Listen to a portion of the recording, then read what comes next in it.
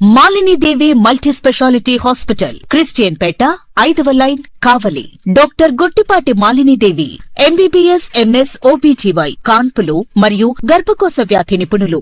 Malinidevi multi speciality hospital నందు అందించు వైద్య సేవలు: సాధారణ కాన్పులు, సిజేరియన్లు, లాప్రోస్కోపిక్ ద్వారా గర్భసంచికి సంబంధించిన ఆపరేషన్లు, ట్యూబెక్టమీ, పిల్లలు లేకుండా operation, high risk pregnancy, ectopic pregnancy మరియు గర్భసంచి నీటి బుడగలు, గర్భసంచి జారిన ఆపరేషన్లు, రొమ్ముగడ్డలకు చికిత్స, నెలసరి ఇబ్బందులకు చికిత్స, మెనోపాజ్ సమస్యలకు చికిత్స చేయబడును. స్త్రీలకు సంబంధించిన అన్ని సమస్యలకు చికిత్స చేయబడును. పిల్లలు లేని వారికి ప్రత్యేక చికిత్స కలదు. ముఖ్య గమనిక: మా హాస్పిటల్ నందు కాన్పోయిన తరువాత తల్లి బిడ్డను ఉచితంగా మా వాహనంలో క్షేమంగా ఇంటికి చేర్చబడును. మా హాస్పిటల్స్ ప్రత్యేకతలు: ICU, lab, AC and non AC rooms, 24 గంటలు మెడికల్ షాప్, ప్రతి రూమ్ నందు వేడి నీటి సదుపాయం కలదు.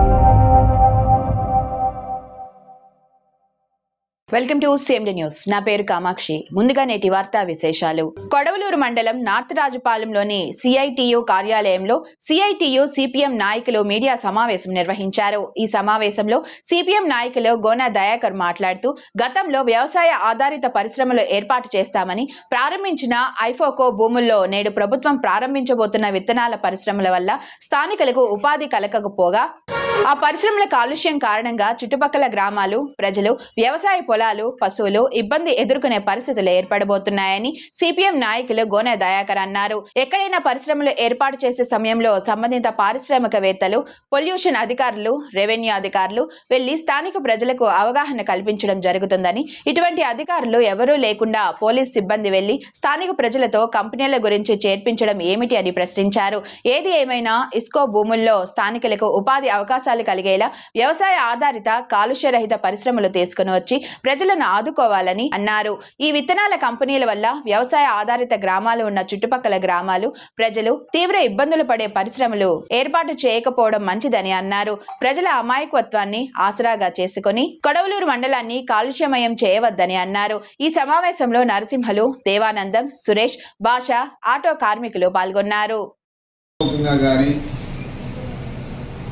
నోటిఫికేషన్ వేసి ప్రజలకు తెలియజేయడం కానీ చేయకుండా ఇంటర్నెట్లో పెట్టి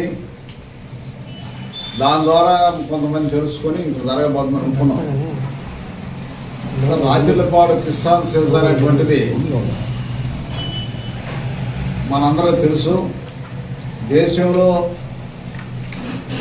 చాలా సెల్స్ ఉన్నాయి, కిసాన్ సెల్స్ అనేది మాత్రం ఎక్కడా లేదు. కిసాన్ సెల్స్ అంటే రైతులు వ్యవసాయంతో ఆధారపడిన పరిస్థితి.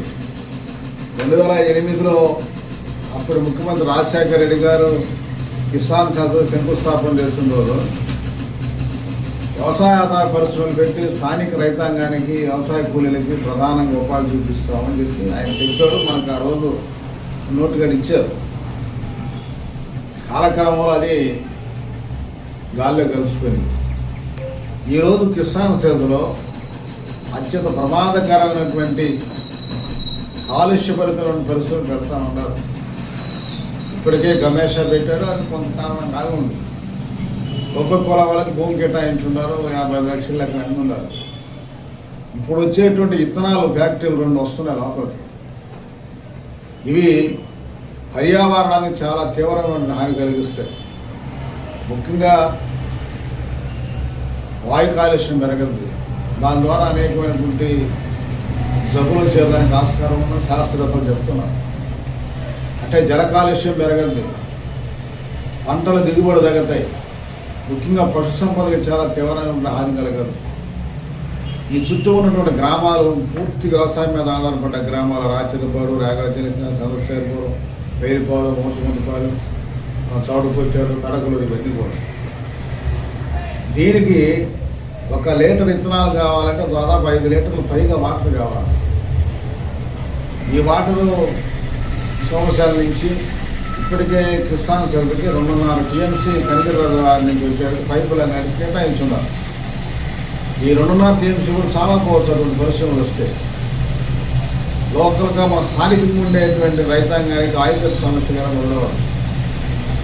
అట్లాగే నీకు పైడేరులో దీని పొల్యూషన్ వాటర్ కలిసి అటు విడవలూరు, అల్లూరు, కొడవలూరు మండలాల్లో వ్యవసాయానికి ఇబ్బంది కలిగించే పరిస్థితి వస్తుంది. తర్వాత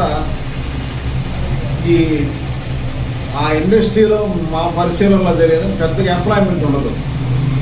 స్థానికులకు ఉండేటువంటి ఏదైనా హమాలీ పనులు, కొంచెం కింద స్థాయి రోజువారీ కూలి పనులు తప్ప చదువుకొని టెక్నికల్గా ఉండే నాన్ టెక్నికల్గా కానీ పెద్ద ఉద్యోగాలు కోసం కనపడదు. ఈ పరిశ్రమలు ఇప్పటికే రాజస్థాను అట్లా ఇటీవల తెలంగాణలో పెద్ద ఎత్తున ప్రజలు ఆందోళన చేసి కట్టకూడదని చేశారు.